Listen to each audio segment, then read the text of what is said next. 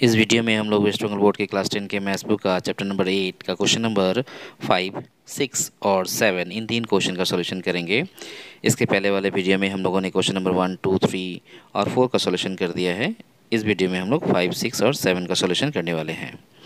तो question number 5 में क्या कहा गया है? तो क्वेश्चन नंबर 5 में कहा गया है कि 2.8 डेसीमीटर आंतरिक व्यास वाले एवं 7.5 डेसीमीटर लंबे एक ज्वलनशील गैस सिलेंडर में 15.015 किलोग्राम गैस रहने पर प्रति घन डेसीमीटर गैस के वजन को हिसाब करके लिखें। तो ये हमें करना है। इस क्वेश्चन का हम लोग सोल्यूशन करेंगे। तो इसका सोल्यूशन हम स्टार्ट करते हैं। प्रश्न में दिए गए शर्तों के अनुसार हमने यहाँ पे एक बेलनाकार सिलेंडर बनाया और जैसे कि कहा गया है क्वेश्चन में कि ये जो सिलेंडर है, इस सिलेंडर का जो आंतरिक अर्धव्यास है वो है 1.4 डेसीमीटर। क्यों? क्योंकि क्वेश्चन में जो कहा गया है उसमें कहा गया है कि आंतरिक व्यास जो है वो है 2.8 डेसीमीटर और हम जानते हैं कि व्यास को आधा कर देंगे तो अर्धव्यास हो जाता है, इसलिए अर्धव्यास को हम आर से डिनोट किए हैं और साथ ही साथ लिख दिए हैं 1.4 डेसीमीटर। और क्वेश्चन में कहा गया है कि जो ये सिलेंडर है इसकी ऊंचाई है 7.5 डेसीमीटर, तो हमने इसे भी लिखा है। और जो गैस सिलेंडर में जो गैस भरा है उसका वजन है 15.015 kg। और हमें कहा गया है कि इस गैस सिलेंडर में जो गैस भरा है उसमें 1 घन डेसीमीटर गैस का वजन कितना होगा ये निकालना है। तो हम इसे निकालेंगे और हम इसे स्टेप वाइज स्टेप सॉल्व कर लेते हैं। तो यहाँ पे हमने लिखा बेलनाकार गैस सिलेंडर का आंतरिक अर्धव्यास, जिसे हम स्मॉल आर से डिनोट करेंगे, और उसे लिखा 1.4 डेसीमीटर, क्योंकि 2.8 का हाफ जो होता है वो 1.4 होता है, इसलिए हमने अर्धव्यास को यानी रेडियस को 1.4 डेसीमीटर लिखा। और ठीक इसी तरह से बेलनाकार गैस सिलेंडर की ऊंचाई जैसे कि क्वेश्चन में दिया गया है उसे हम एच के द्वारा प्रदर्शित करेंगे और लिखेंगे 7.5 डेसीमीटर। अब हमें क्या निकालना है? हमें निकालना है इस बेलनाकार गैस सिलेंडर का आयतन। तो हम निकालेंगे आयतन और लिखेंगे बेलनाकार गैस सिलेंडर का आयतन।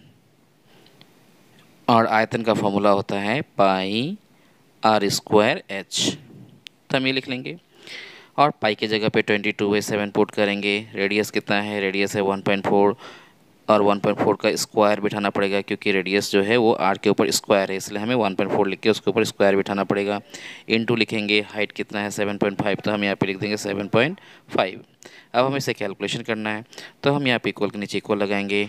22/7 के प्लेस में 22/7 लिखेंगे और ये 1.4 का होल स्क्वायर है, इसलिए हमें 1.4 को 2 बार लिखना पड़ेगा, ये भी लिखेंगे। इनटू देके 7.5 है, इसे भी लिख लेंगे। अब हमें यहाँ पे कैलकुलेशन करना है, कैंसिल करना है और इसका सिंप्लीफाइड वैल्यू लाना है। पॉइंट को रिमूव करने के लिए हम यहाँ पे 10 लगाएंगे, इसका पॉइंट रिमूव करने के लिए 10 लगाएंगे, इसका ये पॉइंट रिमूव करने के लिए हम यहाँ पे 10 लगाएंगे। उसके बाद यहाँ से पॉइंट को रिमूव कर देना है। फिर 7 से अगर हम इसे कट करते हैं तो ये 2 टाइम्स में 14 कट जाएगा। फिर हमें क्या करना है? 22 को मल्टीप्लाई करना है 2 से, फिर जो आएगा उसे 14 से, फिर उसे 75 से, तो मल्टीप्लाई करना है। मल्टीप्लाई करने के बाद हमारे पास आएगा 46,200/1000। तो यहाँ से 2 जीरो से हम ये 2 जीरो को कैंसिल कर सकते हैं और फाइनली लिखेंगे 46.2। और ये आयतन निकला है, इसलिए हमें इसे लिखना पड़ेगा डेसीमीटर क्यूब। तो यहाँ पे जो आयतन आया वो आ गया 46.2 डेसीमीटर क्यूब और इसका वजन है 15.01 kg। तो 46.2 डेसीमीटर क्यूब गैस का वजन है 15.015 kg। तो हमें 1 घन डेसीमीटर गैस का वजन निकालना है। तो हम लिखेंगे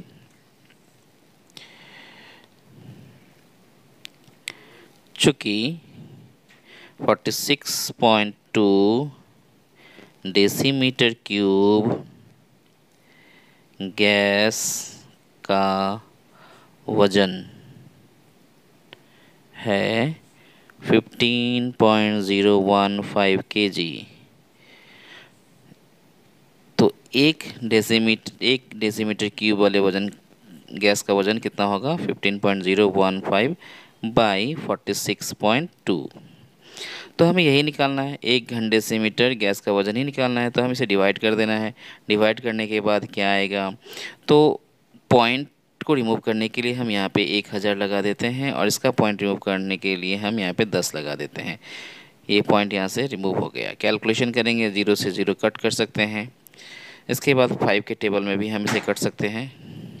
तो फाइनली कैलकुलेशन करने के बाद आ जाएगा 325 पॉइंट के साथ पॉइंट भी सामने रहेगा 325 kg। और अगर केजी को हम ग्राम में कन्वर्ट करें तो ये हो जाएगा 325 ग्राम। और यही हो गया प्रति घन डेसीमीटर गैस का वजन, और ये हो गया हमारा आंसर। क्वेश्चन नंबर 6, समान व्यास व समान ऊंचाई वाले 3 जारों में प्रथम का 2/3 भाग, द्वितीय का 5/6 भाग एवं तृतीय का 7/9 भाग हल्के गंधक के अम्ल से भरा था। इन तीनों जारों के अम्ल को यदि 2.1 डेसीमीटर व्यास वाले एक जार में रखा जाए तो जार के अम्ल की ऊंचाई 4.1 डेसीमीटर हो जाती है। प्रथम 3 जारों की व्यास यदि 1.4 डेसीमीटर हो तो उनकी ऊंचाई ज्ञात करें। तो ये क्वेश्चन है, इसका हम सॉल्यूशन करेंगे। तो जैसा कि प्रश्न में कहा गया है, हमने प्रश्न के अनुसार 3 जार बनाया जो बेलनाकार है, सिलेंड्रिकल है। और इस तीनों जारों का खास बात ये है कि जो अर्धव्यास है इन तीनों का वो सेम है। तो अगर हम इसके अर्धव्यास को स्मॉल आर ले लिए तो इसका भी अर्धव्यास स्मॉल आर होगा, इसका भी अर्धव्यास जो है वो स्मॉल आर होगा। और ऊंचाई के बारे में जो बात कहा गया है, ये ऊंचाई भी तीनों जारों का सेम है, तो हम इसकी ऊंचाई को h के द्वारा प्रदर्शित करते हैं। तो इसका मतलब ये हुआ कि हम इन तीनों जारों का जो अर्धव्यास है वो समान है, इसलिए तीनों को हम लोग r के द्वारा प्रदर्शित करेंगे। और जो ऊंचाई है ये भी सेम है, इसलिए हम तीनों को h के द्वारा ही प्रदर्शित करेंगे।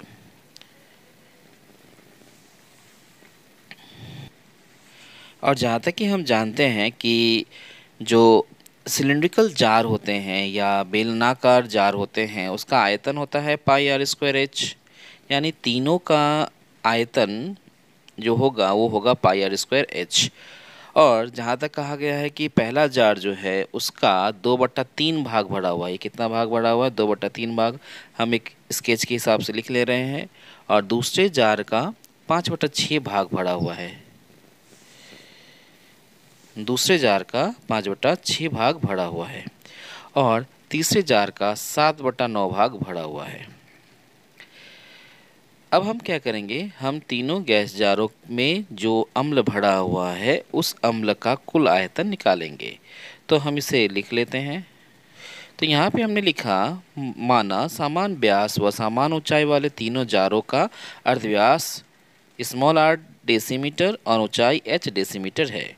तो तीनों गैस जार हैं, यहाँ पे तीनों गैस जारों की ऊंचाई और अर्धव्यास समान है, इसीलिए हमने जैसे लिखा यहाँ पे कि तीनों जारों का अर्धव्यास 8 डेसीमीटर है और ऊंचाई h डेसीमीटर है। तो हम आयतन निकाल लेते हैं। तो यहाँ लिखेंगे जार का आयतन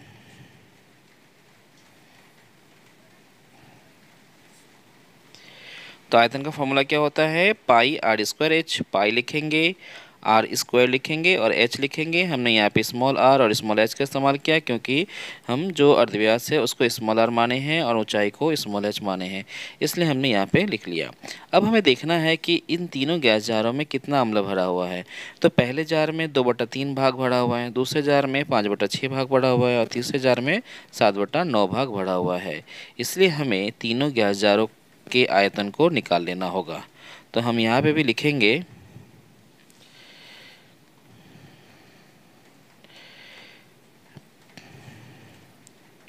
पहले जार के अम्ल का आयतन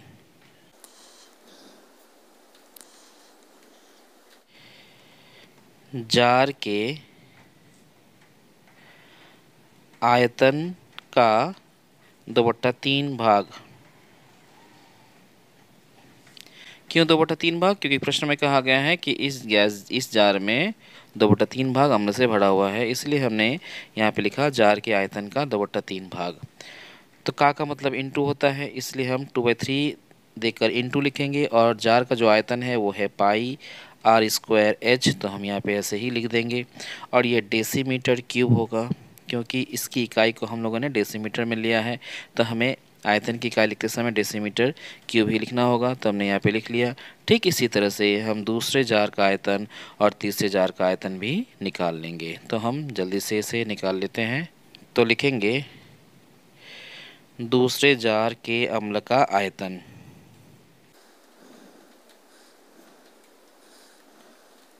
बराबर तो यहाँ पे हम देखना है कि दूसरे जार में 5/6 भाग जो है वो अम्ल से भरा है। तो हम यहाँ पे लिखेंगे जार के आयतन का 5/6 भाग।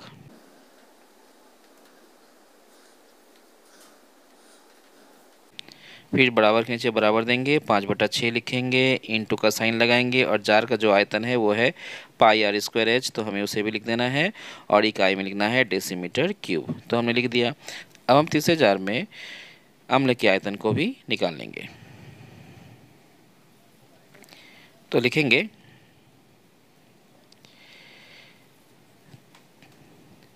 तीसरे जार के अम्ल का आयतन, बराबर लगाना है और लिखना है जार के आयतन का कितना हिस्सा, 7/9 हिस्सा या भाग।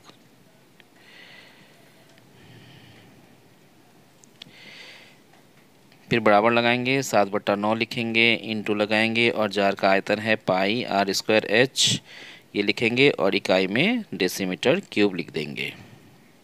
अब हमें तीनों जारों में मौजूद अम्ल के आयतन को जोड़ना पड़ेगा, क्योंकि इन तीनों अम्ल को एक बड़े जार में मिलाया गया है। तो इन तीनों जारों में मौजूद अम्ल के कुल आयतन को निकालने के लिए हमें पहले जार के आयतन को दूसरे जार के आयतन के साथ और तीसरे जार के आयतन के साथ जोड़ना पड़ेगा।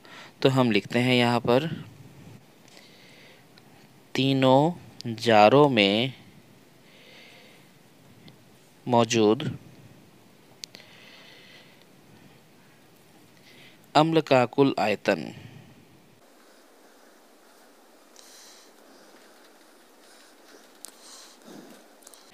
बराबर, इसे निकालने के लिए हम पहले जार के अम्ल के आयतन को दूसरे जार के अम्ल के आयतन के साथ और तीसरे जार के अम्ल के आयतन के साथ जोड़ देंगे। तो हम यहाँ पे लिखेंगे 2/3 गुना πr²h, ये पहले जार का आयतन है। फिर दूसरे जार का आयतन है 5/6 गुना πr²h और तीसरे जार का आयतन है 7/9 इंटू πr²h। तो हमने तीनों जारों के आयतन को यहाँ पे प्लस देकर जोड़ लिया। अब हम देखते हैं इन तीनों में से πr²h कॉमन है, πr²h, यहाँ भी πr²h, यहाँ भी πr²h और ये भी πr²h जो है कॉमन है। तो हम कॉमन ले लेंगे। अंदर में क्या बचेगा, अंदर में बचेगा 2/3 प्लस 5/6 प्लस 7/9। तो ऐसे आएगा। ये क्या आया, ये आया तीनों जारों में मौजूद जो अम्ल हैं उन अम्लों का कुल आयतन। इसे अब थोड़ा सिंप्लीफाई कर लेते हैं। इक्वल के प्लेस पे इक्वल लगाएंगे, पाई के प्लेस पे पाई को ही रहने देते हैं, r² को फिलहाल r² ही रहने देते हैं। हम इसे r का वैल्यू जो है वो लास्ट में बैठा लेंगे तो भी होगा। तो फिलहाल r को हम r ही रखते हैं, लास्ट में हम r का वैल्यू बिठाएंगे। h के प्लेस में h ही रहने देते हैं, ब्रैकेट लगाते हैं। यहाँ पे एलसीएम लेंगे, 3, 6 और 9 का एलसीएम अगर हम लेते हैं तो ये एलसीएम होगा 18 और कैलकुलेट करेंगे, 3 से डिवाइड करेंगे 18 को तो 6 आएगा, 6 से 2 को मल्टीप्लाई करेंगे तो 12। यहाँ पे 6 से 18 को डिवाइड करेंगे तो 3 आएगा, 3 से 5 को मल्टीप्लाई करेंगे तो 15, प्लस 9 से 18 को डिवाइड करेंगे तो 2 आएगा, 2 से 7 को मल्टीप्लाई करेंगे तो 14। ब्रैकेट बंद कर देना है। अब हम फिर से अगले लाइन में हम यहाँ लिखेंगे πr²h और ऊपर वाले को ऐड कर देना है। तो ऐड करके कितना आएगा, तो आएगा 41, इंटू लगा देते हैं यहाँ पे और यहाँ लिख देंगे 41/18 और जो यूनिट होगा उसका ये होगा डेसीमीटर क्यूब। तो फिलहाल हम इसे इसी फॉर्म में रहने देते हैं, लास्ट में हम इसे कैलकुलेशन कर लेंगे और सिंप्लीफाई करके हम वैल्यू का इस्तेमाल करेंगे। यहाँ पे हमने क्या किया, एक जार बनाया और मान लेते हैं कि इसी जार में प्रथम 3 जारों के अम्लों को डाला गया है और जैसा कि प्रश्न में कहा गया है कि ये जो जार है इसका व्यास है 2.1 डेसीमीटर, हमें अर्धव्यास चाहिए। हमने इसे इस कैपिटल R के द्वारा प्रदर्शित किया है और व्यास को आधा कर दिया है, यानी 2.1/2 डेसीमीटर कर दिया है। क्योंकि व्यास जो था वो है 2.1 तो अर्धव्यास कितना होगा 2.1/2 और डेसीमीटर इकाई है तो हम इकाई को भी लिख दिए। और अम्ल को डालने के बाद इसकी जो ऊंचाई है वो है 4.1 डेसीमीटर। तो हमने कैपिटल H से इसकी ऊंचाई को लिखा है और मान लिखा 4.1 डेसीमीटर। तो हम यहाँ लिखेंगे बड़े जार में डाले गए अम्ल का आयतन।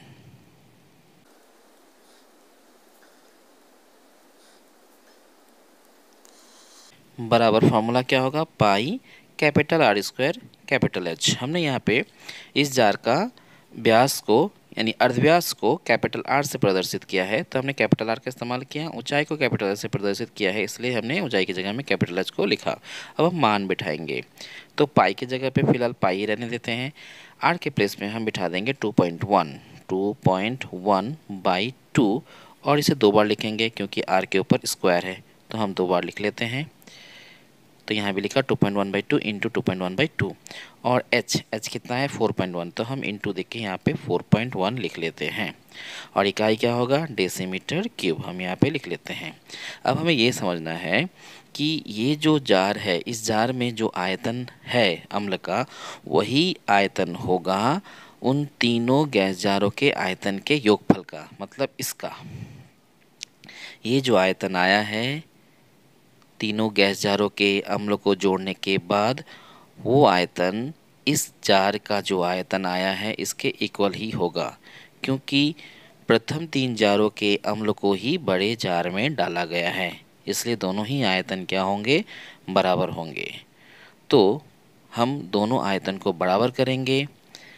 और ये भी कहा गया है कि जो स्मॉल आर है छोटे जार का, उसका वैल्यू है 0.7 डेसीमीटर। हम मान बैठा देंगे और एच का मान निकालेंगे। तो हम लिखेंगे अब अकॉर्डिंग टू क्वेश्चन,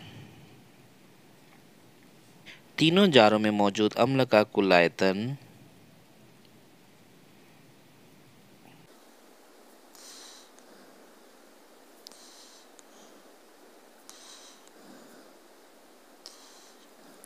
बराबर बड़े जार में डाले गए अम्ल का आयतन।